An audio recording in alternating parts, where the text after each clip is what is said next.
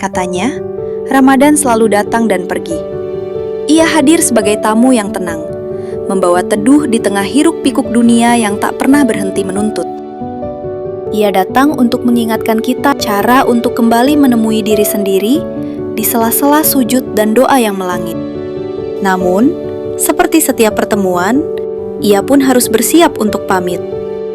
Ada sesak yang tertinggal saat bulan suci ini mulai melipat sajadahnya, meninggalkan kita dengan pertanyaan, sudahkah kita benar-benar berubah?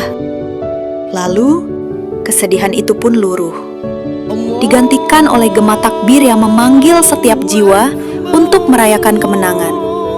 Ramadan mungkin pergi, tapi Idul Fitri memastikan tak ada satupun hati yang merasa sendiri. Karena pada akhirnya, kemenangan terbaik adalah tentang kembali ke pelukan orang-orang terkasih.